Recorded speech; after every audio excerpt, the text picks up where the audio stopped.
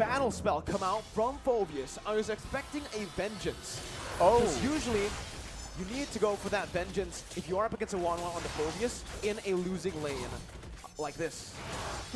But it is not the Benedeta that he's up against, right? It is the Yuzhong.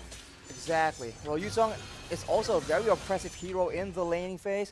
So we'll have to see that can Papadog actually get an advantage, and if he does have an advantage, right, it's still up to the rest of the team to enable, to try and catch out the players before the Phoveus in the hands of Papadog can actually make those crazy plays. So far though, it is a slow laning phase, and it will all depend on, I think, the jungler. So far we've seen that both these teams like taking it easy all the way till minute number 4, but in this game, it's a bit more scrapping going on. Let's see, right now, Indonesia early on, already Wanwan actually winning out in the lane up against Clint right now, and Branz is actually able to get out. Wait! In the XP lane, it's a solo, it's a gank. It's a gank there, from 2v1, Tazz. Erwin taken very low. That's the Inspire popped in. Branz looking for that kill onto Erwin. Will not be able to find it, but it's a lot of damage, and that pressure has been alleviated off the other members.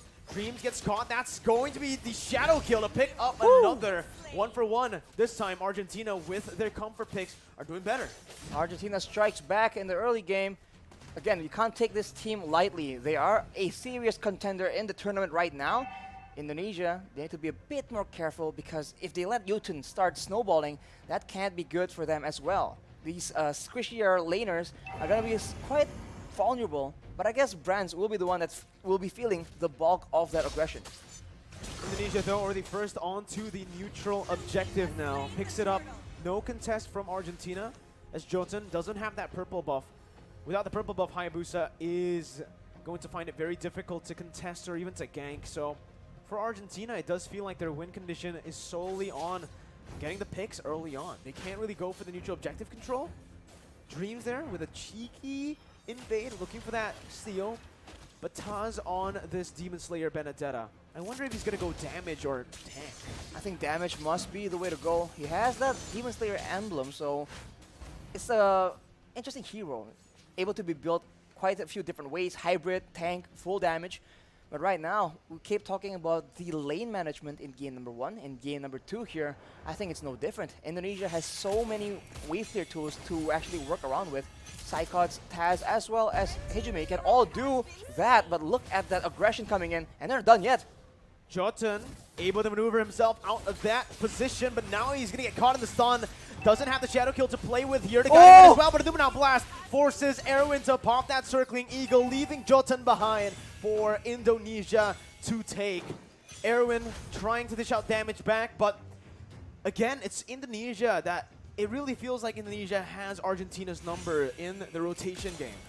You can see how they can just have such a good read on Argentina, because Dreams, he charged the Numenon Blast preemptively towards the top side, so they are a few steps ahead in these very messy skirmish engagements. And I think Tazz is waiting. He's trying to try and steal that purple buff. Does he have backup though? That's the main question. He's all alone here. He's still looking for that retribution battle, but decides to back off. Using Eye for an Eye to get out of the circling eagle. Meanwhile, in the XP lane, Hijime and Saykots finds a kill. That's the second kill over to Papadog, who's not having a blast on this Phoveus in that XP lane, Arashi.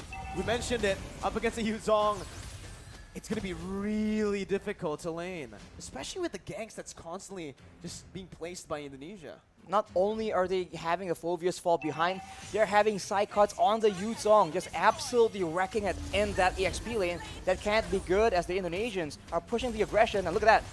Real world manipulation popped in. Jotun looking for an opening as Hijime jumps back to the black shoes, but it's going to be caught by Jotun, who was very patiently waiting. They're going to blast onto Civ and on towards Erwin as that's the crossbow attack opened up. Erwin taken low, still able to survive, but with Civ down, this means that not only is Indonesia winning in the XP lane, this Wanwan on the hands of Branz as well is ahead, which is not a good sign.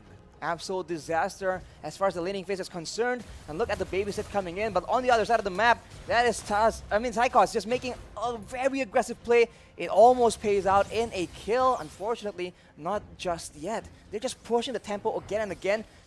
And Argentina, which lane are they supposed to make plays in? Because at every moment, they're getting out-rotated, and Indonesia is just in the bush, just waiting for them to walk in unsuspectingly. It's absolutely insane right now. 5-2. But Tazz jumped in all alone there. Looking for the purple buff, finds it and gets out. No punishment. It's actually going to be Indonesia who looked for the collapse under the tier 2. Real world inflation popped in, but Saykots jumps to the Furious Dive. Now, in the midst of it all, Arrow going to be taken low, but Dreams is still alive with the help of Tazz, who jumps in with the final blow. Looking for another kill right now as he jumps out, and he buys enough time for Branz to pick up that top side tier 1. They didn't lose a single member in that dive. If you thought Argentina completely out-macroed Slovenia yesterday, this is a bit of a repeat because Indonesia is absolutely leagues ahead from Argentina. Unfortunately, Dreams was not taken out, and due to him being so low, it baits the rest of the members of Argentina, and Indonesia were able to punish that. And while all that is happening, the fight began without Branz, and doing that, Branz just didn't stay still. Goes for objectives, goes for more farm. And we talked about the Wanwan having a good lane. Branz is having an amazing lane, and in the late game, that cannot be good for the side of Argentina. 6th minute, 4-man dive, 4v5 Arashi. That's what made it super impressive. It wasn't a 5v5, it was a 4v5, and they still got out with the better trade. They still were able to take that purple buff unpunished. They were the ones actually punishing Argentina for stepping into their own jungle. They are treading the line so carefully. I mean, at any moment, any small misplay can lead to disaster in these very risky plays, but Indonesia is making it happen. That just shows, again, their skill and their class, and right now they are in the sides, in the wings, waiting for an opportunity. Saykots always being so crafty in the positioning game, but look at that.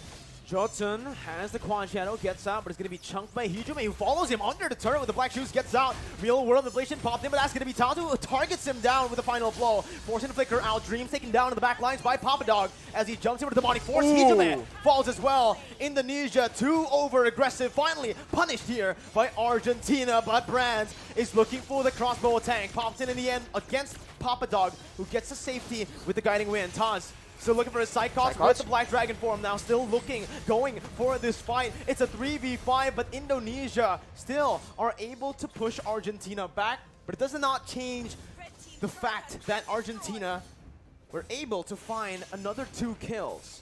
They get another 2 kills, but we talk about the wave pressure again and again. You guys at home are probably so bored of hearing about it, but the bottom side, the minions have taken 1 more turret for Indonesia. You take a look at the items here for Branz. Corrosion Scythe having the Demon Hunter Sword as well. These thicker, tankier members on the side of Argentina are going to be suffering from that percentage HP damage from the Demon Hunter Sword, and it's only going to get worse from here on. That is 2 core items for Wanwan. That's really not what Argentina won. The reverse. Wanwan with the Demon Hunter Sword, with the Corrosion Scythe so early on, and now I do believe he is building towards the Windtalker, which is going to be, again, that countermeasure for Branz to go up against the Phobius. When you start to have more attack speed, and when you start to be able to actually dash faster than the Demonic Force, that's when Wanwan can actually somewhat counter the Phobius. Tazz is all alone, and he actually baits the entire team, baits some resources as well for Saykots. Goes over the Black Dragon form, petrifying Jotun. And just like that, that's the jungler taken out. That's also Meteoro who falls in the mid lane to Branz. Papadog isolated, zone away from the rest of his team as he'll be stunned up and he will be slain up in the top side. Look at Branz. 3-0. Branz pushing in the mid lane without a care.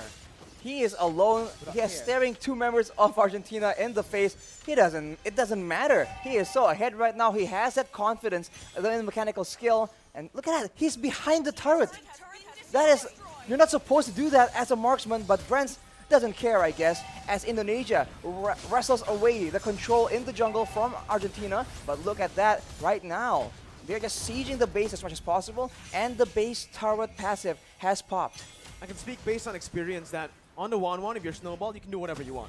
Yeah. So we'll see once again. Saykots wants to do whatever he wants as well with the Black Dragon form, just penetrating into that base, zoning 4 members away from the base turret. As Branz and Hijime just sieges it down. Tazz now a little late as the Numenal Blast canceled out, but he flickers forward, getting the damage and the stun onto Meteoro, who's forced to flicker back out again. Tazz now under the turret range, forced to back away. Shadow Kill popped in, won't be able to find enough damage to take anyone down. That's another resource, the real world manipulation by Meteoro to defend. 10 minutes in, Indonesia have cracked one base turret and are looking for the second in the mid lane. Arashi, it's looking grim. It's going to be Hijume who jumps back with Black Shoes. Demonic Force popped in by Papa Dog. And they do not want to stop. They just have the superior siege right now. They're going for damage on the members of Argentina and also the base turrets, but they're going again. Papa Dog looking for the play, but it is just going to give Branz enough weakness points to pop that crossbow of Tang. Erwin low, forced to recall, and Indonesia are looking for the end. 2-0, and Saykots jumps in again with that signature Petrify on 3. Finds a double before they end the game. 2-0. Indonesia will meet up against Cambodia in the upper bracket finals. What a performance, man. And